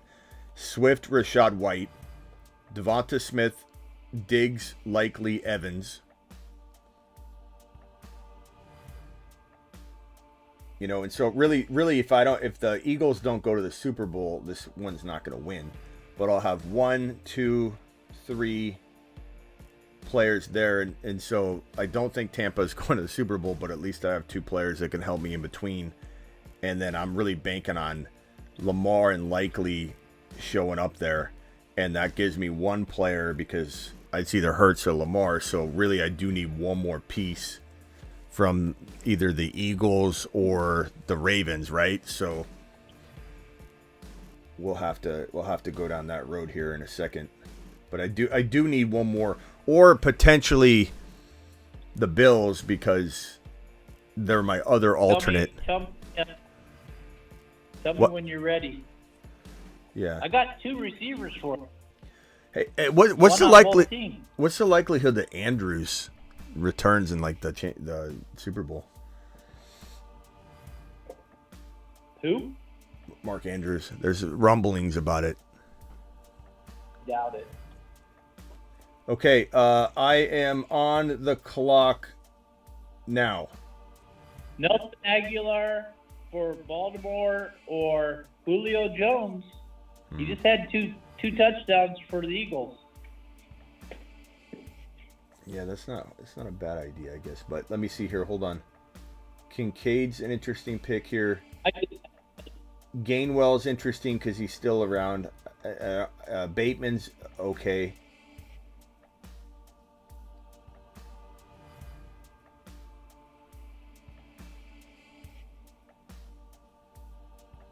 I'm going to go Kincaid here to kind of get that Buffalo situation if that ends up happening. And then as far as the Eagles and Ravens, I'm trying to find one more piece there. Want low on Julio or Aguilar? Yeah, they're pretty low down. I think this is my last pick. He doesn't have to run like he used to, Mario. He's more of a slot over the middle guy when you're down by I'm gonna go Gainwell just because I'm trying to. So I've got whoops, wrong team. They're good suggestions, Ron. I went because I'm figure I'm gonna have Hurts, Swift. Well, no, that's what I did. That's what I did in the other when I was filling out the Eagle stacks that I were doing, and the stacks I was trying to get unique. So in the other mittens, that's where I went. Yeah, I went Gainwell and Kincaid. I feel like Kincaid and Diggs will help me if the Buffalo Bills make it and face off against the Eagles. Then I'll have enough team to field. And then taking Gainwell guarantees me there's at least some points coming in. And if like Swift went down, I'd be covered. Bills still aren't locked for the playoffs yet. Yeah, well, you're so hell bent against the Bills, man. They are about to probably win the division. I know you. Division then has a chance of being out of the playoffs. Whatever team loses is gonna probably fall out of the playoffs. For them not to, Pittsburgh's gonna have to lose against Baltimore, which isn't starting their starters. Wow. And some other things have to happen. I think the way the Buffalo Bills are playing right now, I don't think they're getting beat on Sunday. But anything can happen, bro. Anything can happen, obviously. Sunday. Huh? Any given Sunday. So. Yeah. Or all right, hey, is Jack of all trades still here? Did he drop off? He left. He deuced out. No, call back in. Rock out. Any final thoughts? Go try an Underdog draft, guys. Underdog Fantasy promo code Smitty link is dropped. You saw how fun that was, trying to be strategic about what teams would be making each round, trying to figure out wild card weekend without overloading your team with guys that are on a bye. You know, 2 teams on a bye, the Ravens and the Niners. You can't overload on that. You got to do it just perfect. But try it out. Rock out. Anything else? Yeah, if the Saints don't get a new QB, where would you have Olave? I don't know, man. I so badly want him to be in a different position. I hate where he's at. This sophomore, we did well on a lot of things. I think the sophomore wide receiver class kind of stuck it to us this year a little bit. I mean, Pickens looked amazing, and he had good games, and he everything we wanted him to be in certain spots. But obviously there's some disappointment parts of the season. Watson couldn't stay healthy. Olave was really good for a lot of the season, but I don't know, man. These situations. London's in a crazy situation. Hopefully London and and Olave situations get solved somehow. And they might. I guess what's going to happen, though, is the Saints have this 13 pick. I don't think one of the top 5 QBs, maybe one of them, falls to the 13 pick, but I think they will try and address it with a rookie. I think they move up. This class has at least 2 or 3 QBs, at least, that are capable of being as good as, the Strouds and those quarterbacks. It's just a matter of fit. If the fit ends up being perfect, then we'll, out of the 2 or 3, I'm not saying all 2 or 3 will land into a Stroud, but we have 2 or 3 minimum capable of that. In the right spot, we might get one of them. Like, we should get one top 6, 7 quarterback, fantasy quarterback out of it. And even as a rookie, they might deliver like 6, 7, 8, 9, territory value. But I don't know where I want that quarterback to be. I think Chicago's, it's going to be really interesting what they do with Fields. If they feel pressured to keep him at this point, do they keep him? Do they still move on? They were very much, I think, in momentum to move on. Atlanta needs to get involved and trade up right here at the 9 for right now, at the 9. The Raiders probably still want to consider moving up and getting a quarterback. The Saints need to consider that. The Denver Broncos, I think, are going to be one of the most aggressive. I think Sean Payton's got to get aggressive. And so him to go up and get a gunslinger makes a lot of sense. Seattle should be doing it. Tennessee, I think they probably give Levis another year, but you never know. Chargers need to get MHJ, Marvin Harrison Jr. They have to. The Giants, who knows what they're going to do there, but Dable would be great with one of the good rookie quarterbacks. It's just Danny Dimes. Arizona, they're going to keep Kyler, and I think rightfully so. I think that Kyler proved himself enough, and he's looking like he's progressing. I really like what I saw to Kyler. They need to get Marvin Harrison Jr. too. Like, Marvin Harrison Jr. needs to go to the Arizona Cardinals at 4, or the Chargers need to move up and get him. New England, God save any fantasy football player that goes to the New England Patriots. Washington, if they got the right quarterback, I know Howell played well and everything, but I don't think he's the long-term lead answer there. I think if they got one of the top dog quarterbacks, like they got Penix Jr., they got, I think, they might be hot to trot after Caleb just because he's the trendy name. I do think that you guys might be surprised with the order of my quarterbacks. That'll be out in the next couple days. But I'm excited about this. Looking at Daniels. Yeah, JD5 is Jaden Daniels, JD5. We got AR5 and JD5. I think we're going to hear that nickname tossed around a ton. This guy ran for over 1,000 yards and 10 touchdowns on the ground. He's the most mobile. Huh? He's a bigger guy too. He ain't small. He like this guy. Like, you look at the top college football running back stats, and he's in the top 30 for all runners. You throw all the running backs in, he's in the top 30 in all of college football in rushing. He had 1,000 yards and I think 10 or 11, 12. I think 10. We'll say 10 because I don't have the stats in front of me. 10 touchdowns, 1,000 yards on the ground. He's a freaking monster. JD5 could be unbelievable. Where's Neighbors go? Yeah, what's up? Alex Cruz is back. Attaboy. Yeah, I was watching and somebody asked about Olave, and I thought I could give a sort of insight because I follow the team pretty closely. Yeah, I will say, Alex, you are a little muffled though, that for sure. But I think can everybody hear Alex a little bit better? It does sound a little muffled though. There might be something in this. It might be something in the speaker for real. No one's trying to roast you. They just we do that a lot on here. When anybody calls from a submarine, we let them know, like, hey, you're in a submarine, aren't you? But go ahead, Alex. Tell me your Olave take. Take my case off. Maybe my case is muffling. It might be. Anyways, put it on honestly, speaker. You're not put it on speaker. You're not gonna. Yeah, but the microphone is where the case. Anyways, okay. You're not gonna like this, but I'm pretty pessimistic about Olave. I think him and Drake London are in pretty similar situations, except for Olave's in a better situation because he has Carr. like an actual quarterback. Drake London doesn't. But the coaching, I don't think Derek Carr's a problem. I think the coaching staff's a problem. And as long as they're there, like, it's not going to be good. The offense is not going to be that good. So, and then, like, they're not going to go. I'd be shocked if they trade up for a QB. I think in the draft, like, I'd be shocked. I think Derek Carr is going to be there next year. And it's going to be a lot of what's going on this year, except if they fire their OC and get a new one.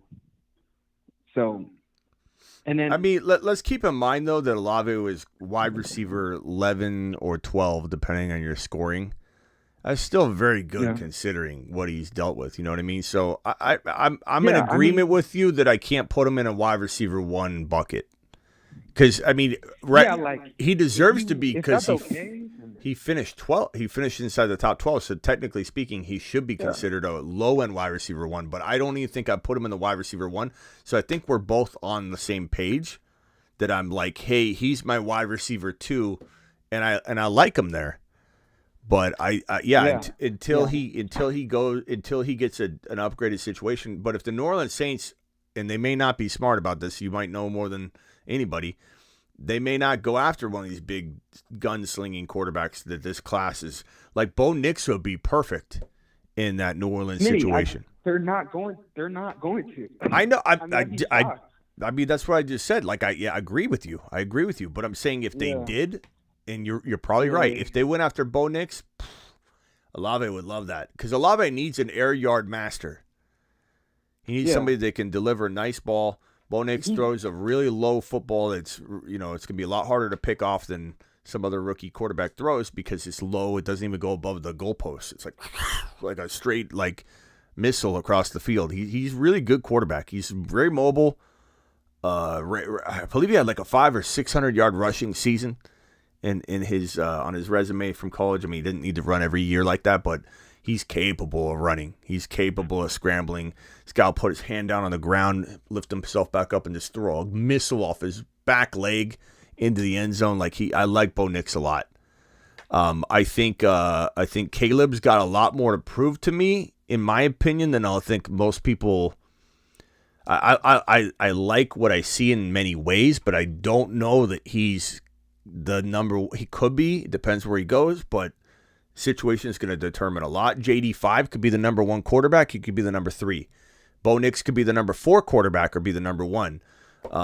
Caleb could be the number 1 or the number 5. And I think Penix could be. Penix to me is the one that's going to probably be, I think, guaranteed in the top 3. But will he be 1, 2, or 3? I think Penix is really, really good. Injury history. I know a lot of people worry about the injury history of Michael Penix, but I think that he had his last 2 years have been solid, so it's not like it's anything in the recent resume that he's missed huge time. He's a little older, but age of quarterback does not concern me. People are really weird in the dynasty circles out there about how old you are, age of breakout, age of entry, and that's the case for running backs a lot of the time. Because of that 27, 28-year drop-off, it's really kind of vital to understand that. But with quarterbacks, 23 years old, 22, who cares? This is a quarterback, man. It's not the same thing. Their shelf life is massive. So, but Penix would be amazing in New Orleans for you. I almost want him to go somewhere else. Well, maybe you do something. What do you think they're going to do at quarterback? Keep Derek Carr? Like, what is your prediction for New Orleans? Because you're gonna pay, you owe him $40 million, whether he's you owe him $40 million. He's gonna be on the roster next year, and I just don't see them not playing him next year. They're gonna play him. Plus it's gonna be bad if he's not the type to be benched. You saw it. He can't be benched. It'll just be a disaster. They're gonna owe him $40 million. They're gonna play him next year. They do have I think they have an extra first round pick. They may move up for a quarterback and use that. It may move up, but I don't think they would do that. But they could do, but I don't think they will. So, but I think Derek Carr will be the quarterback next year. That's right. That contract isn't smart that you guys signed him to.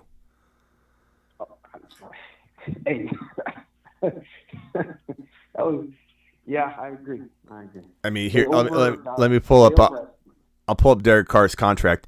Derek Carr's contract, 2024, his base salary is $30 million. His signing bonus is $5.7 million. So it's $35 million, not 40, but $35 million. Just under 36. His dead cap is $52.8 million. His yearly cash, 30.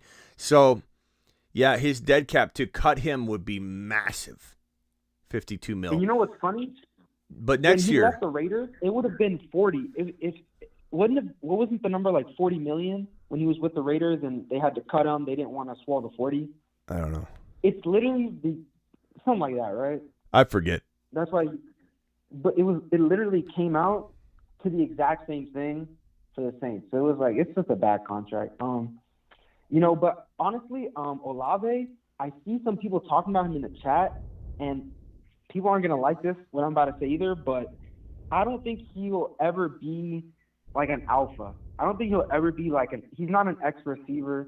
He's not an alpha. Like he's a really good player who can probably if he gets like a Penix or something, he'll have a lot more deep shots and he'll be very volatile because he'll get like so many deep shots. But I don't think he'll ever be like a number one alpha X receiver. Like it just won't happen unless he just gets a yeah.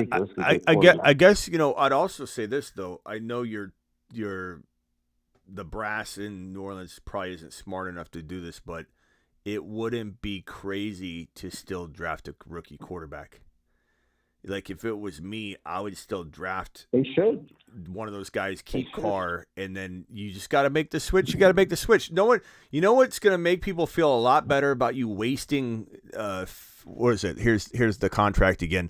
So it's again. If you look at, let me get an indicator, something on here so you guys can see. So here on the 2020, let me see, the 2024 line is what we're talking about. 2024 base salary $30 million. 5.7 signing bonus, so $35 million, just under $36 million. Dead cap 52 means if they cut him, that's the dead cap. That's a massive amount. If they draft a rookie during this season, 2024 right here, let's say they take Bo Nix, they get him, they sit him on the bench. If they've got to replace Derek Carr mid-season with Bo Nix because he looks like trash, he gets injured, whatever, then he comes in, and then the next offseason, you've got to cut Derek Carr and take a $17.1 million hit in dead cap. No one's going to give two craps about that if Bo Nix is the man. They're going to be like, who cares?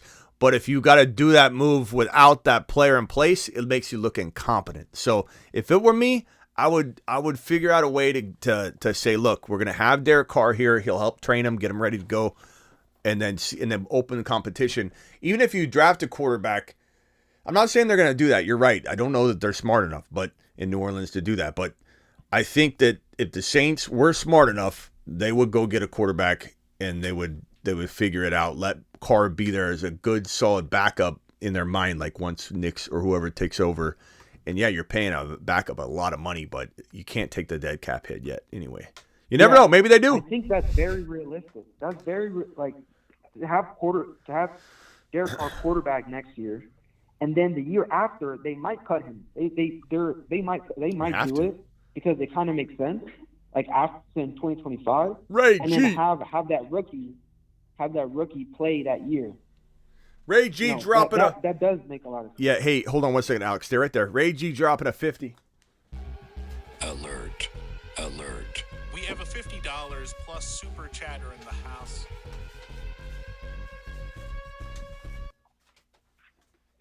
Ray G makes a comment here in regards to all this right here. Very relevant comment. Says it would be amazing if the Falcons drafted Penix. It would be. Did anybody see? Don't repeat the words on here. This is a family show. Okay, so, but did you guys? I don't know if you guys saw Howard, Desmond Howard, when he was trying to pronounce Penix. He kept calling him. I think he did say penis. But he kept saying it over and over and over. He's like, "Get you." It was unreal. It was unreal. Thank you, Ray G. Ray G to the moon. $50 holler, you monster. And we got Sebastian on the line as well. Sebastian, you're live. And then I'll go back to Alex real quick. Then I'm going to circle everybody off the phone line because I was supposed to leave like 35 minutes ago, and then Ron called. Blame it on Ron. Yeah. I saw you were just talking about that Derek Carr situation. I think that also can apply to Russell Wilson because that dead cap is brutal in Denver as well. And I actually think Denver has more leverage as far as not draft capital, but the players and maybe combining it with draft capital for a top QB and then maybe just sitting them like they were planning. You've called it about this before, Sebastian, and I'm not saying that you're 100% wrong that they couldn't try and trade Russell Wilson. There are tons of teams that need a quarterback badly enough that I could see like all it takes is one dancing partner. But you're hell bent on this. Everybody's wrong about the Broncos cutting Russell Wilson and being done with him. Like this is the second time you called in about this, which is fine. You're passionate about it, but like Russell Wilson's gone. Like they're going to cut him. Is there going to be some vulnerable, gullible team that's going to take on Russell Wilson's freaking contract? I don't know, bro. Like that's a tall order. It's possible, but I think that it's already been widely been made known that Russell Wilson's gone, and the problem is the supply and demand game is not in favor. This is like I liken it to a house. If let's say my house, I wanted to sell a house. Okay, I got this house and I have no idea what I'm doing. Here's the house. Okay. And I want to sell this house. This house is worth, let's say, $300K. Okay, I go out there because let's say I'm an idiot, and I say I'm going to sell it for $200K. Okay, if it's a bad house and nobody wants it, guess what? I might get taken to the cleaners, not knowing. And I granted banks to get involved and appraise it and everything, but just saying, in general, I could get taken to the cleaners because there's no demand for this house, and I underpriced it, and I'm a moron, and I lose it. Somebody comes in and goes, okay, I'll take it for $200. I say, okay, done. They get the house for $200,000. But if I say this house is $200, and everybody in the world wants it, this house is a glorious house. Look at this house. This house is a phenomenal house. It's amazing. Everybody wants it. It's got green grass everywhere. It's got an extended garage. Everything is good to go in this house, and it's worth $400,000. And I say, I'll take $200 for it. And it's worth, everybody's in the market. The interest rates drop down. Everybody and their mother wants to buy a house. Guess what happens? I'm fully protected. Nobody's going to get this for $200,000. Doesn't matter how dumb I am. The bidding war is going to be so far above $400, it will take care of itself. It's the same thing in terms of like a player. Russell Wilson costs a boatload.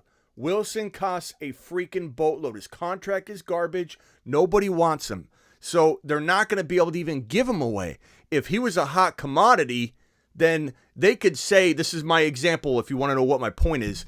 By saying we're moving on from Russell Wilson, you're playing your hand out in front of everybody. And what you're going to do is you're going to have these teams that might be interested in him saying, ooh, he's going to cut him. Maybe we don't want to do anything right now. Let's let him get released. I don't even care about Russell Wilson all that much. We're going to sit back and let him get cut. The only time you'd have these people saying, no, let's go after him right now because these other teams, Bill over here, team number A wants him. Team number B wants him. Team number C wants him. We've got to go get him. We're willing to pay the draft capital and the stupid contract that he has to make sure that team B and team C don't get him. Let's overpay because the demand's there. There's no demand for Russell Wilson. These guys are not in let's go get him mode. They're in, okay, maybe I'm interested. Let's see what he is when he's free. Because not only do you have to pay his silly contract, bro, which is through the freaking roof, but you also have to give up You also have to give up draft capital. Who's going to give up draft capital and money to get Russell Wilson on the roster to fail and hand off footballs to imaginary people? You know what I'm saying? What I'd be thinking if I'm not the Broncos, I'd be trying to lowball for him and tell the Broncos to take the cap hit. They're already thinking about releasing him. That's how I would approach it if I were to trade for him. I would tell them to take the cap hit, and I would lowball it. Yeah, but I mean, yeah, like I said, there are going to be potential scenarios where it takes one dancing partner. But I'm just saying you're hell-bent on this being like Russell Wilson's this, belle of the ball, and everybody wants to dance with him. Nobody wants to dance with Russell Wilson, not even the imaginary people. that he's handing footballs off to or high-fiving on the way out of the stadium, which I just can't shake, by the way. It makes me not trust him. I don't know if you know. I don't know if he's either from a real life perspective, but I don't think it's as set in stone as like what people are. I know you don't. I know you don't think it is. I'll tell you one thing though. Someone that had Sean Payton as a coach for a while. Like, if it's possible, they will trade up for a quarterback. Like, they'll trade up if it's possible. Who are you talking about now? That's Sean Payton. Like, oh yeah, no. Like I said, I don't know if you're here, Alex, but and that's why I even have the Broncos circled right now. I haven't touched it since you called in. The last thing I said when the screen was up before you called in was that Sean Payton was going to be, I think, one of the most aggressive people in the draft. He kind of has to be to replace Russell Wilson. So this 14 pick is going to turn into a top 4 or 5 pick, I think, maybe. I could be wrong. Like Ron said the other night, we predict a lot of this stuff, and I don't feel bad that I get 80% of it wrong on the NFL draft because we're using logic and what we want to happen, what should happen, and a lot of these teams don't do that. They overvalue draft picks. They don't. So it's not like I'm trying to be accurate here as much as I am trying to say what would be amazing, and if it happens, we'll stand up and celebrate because it's what we wanted. For example, MHJ, Marvin Harrison Jr., going to the Cardinals, or specifically the Los Angeles Chargers, or as Ron calls them, the San Diego Chargers.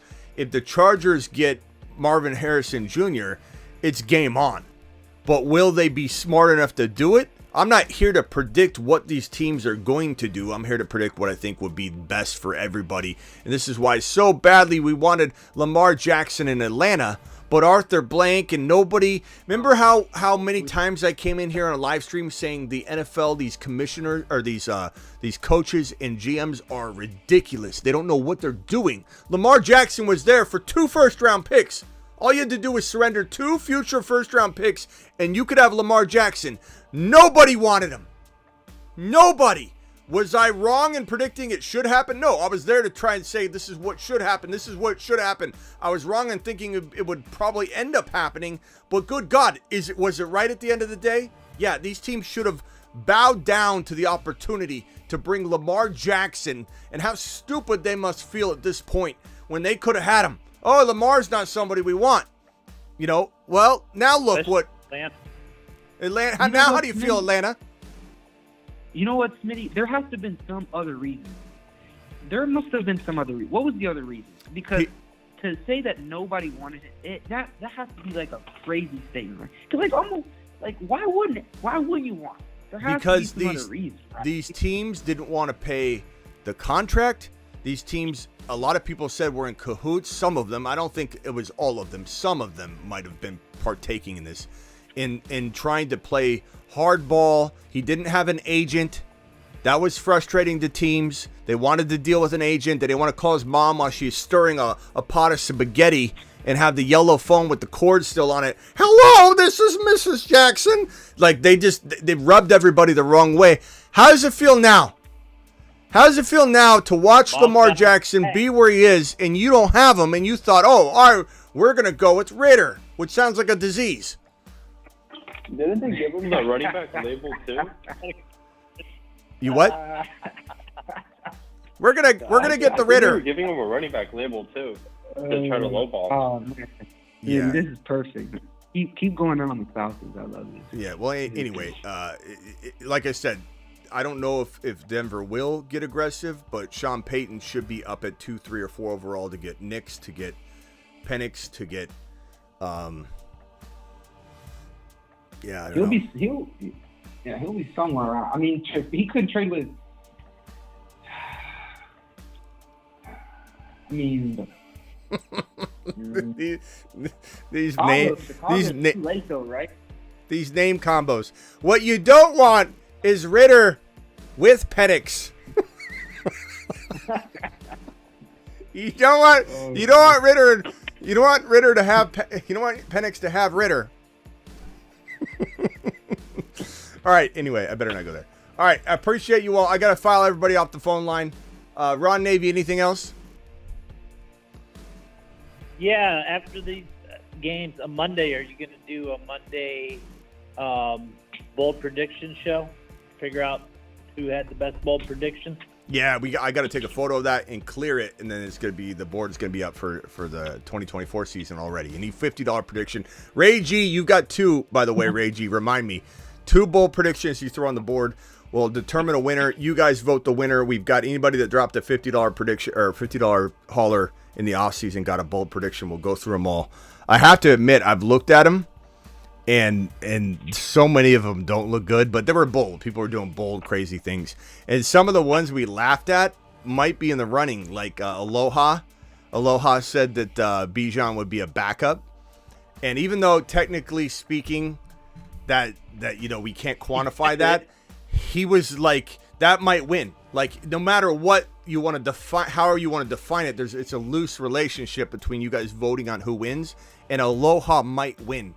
Because that, when I looked at the board for about 10 minutes, because there's a lot on there, it really felt like the most accurate.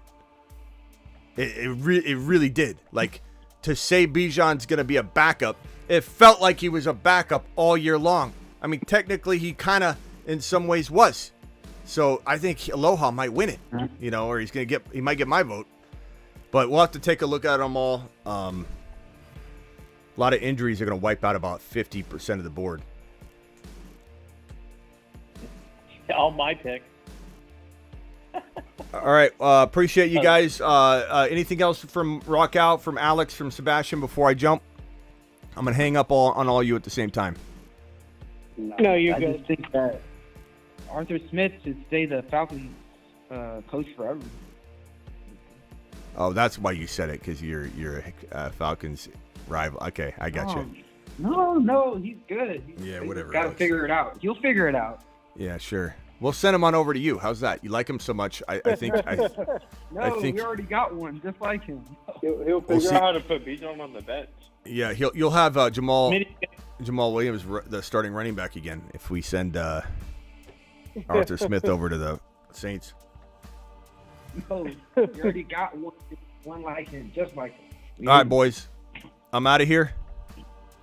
Smitty's going to MBI to flush us. Men in Black 2 flush us. Yeah. All at once. Okay. Later, everybody. Appreciate you. See you. All right. Anyway. That is all I've got to say about that. Appreciate everybody dialing in. Appreciate the super chats. Thank you, Ray G. DeBalt dropping one. Did you see Brees's tweet an hour ago? I didn't because I was live, but let me pull up Brees's tweet right here. Brees Hall, who's 8 feet tall. Let me go into Twitter. Let me sort and filter by 8 feet tall tweeters. And here he is. Okay, what are we doing here? What did he say? Telling y'all now, 2024, I will be the top running back. I will win the Pro Bowl. I will be all pro. And it will continue years after that. I love that. That's from Brees Hall. Can't wait to watch that. I feel like no channel has the right to say that they've supported Brees Hall as much as this channel. He's been on the bold predictions. Thank you, DeBalt, for dropping the super chat and letting us know. He's been on the bold predictions the entirety of the the Moon Man predictions. He's been a Moon Man extraordinaire, just an absolute Moon Man extraordinaire. He's been on it every year, all 3 years. Telling y'all now, 2024, I will be the top running back. I will be in the Pro Bowl. I will be all pro, and it will continue years after that, says Brees Hall, who came back from an ACL tear and was still an absolute gem, an absolute monster, a man, a myth, a legend. Brees Hall, he's 8 feet tall. Brees Hall is 8 foot tall. He will always answer the mother freaking call. Don't let him fall. In the third, don't stall. Just give Batman the freaking football. He's Brees. He does a hell of a job. A hell of a job. A hell of a job. Brees Hall, please report to the moon. He does a hell of a job. Yeah, Anthony, behave. Act like you've talked to human beings before. And yeah, you were a little rough on Ron the other day. Stop that, Anthony. Stop talking that way. And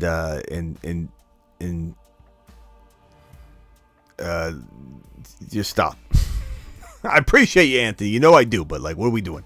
All right, I'll see you all later. Mars man, Moon man, Saturn man extraordinaires. I give you the 2024 Saturn men. The Moon Men, dropping loads in outer space. Whoops. Oops. That might be prepped or not. I haven't. Damn it.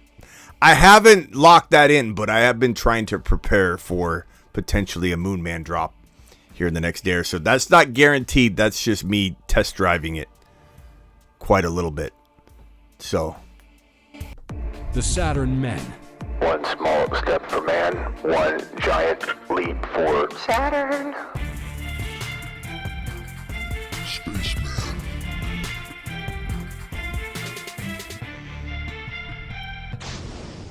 Spaceman. Deuces, Monday through Friday, 8 p.m. Eastern, Monday through Friday. See you all later. Hush, hush on that Moon Man thing that you might have saw. It didn't happen. That didn't happen. That didn't happen.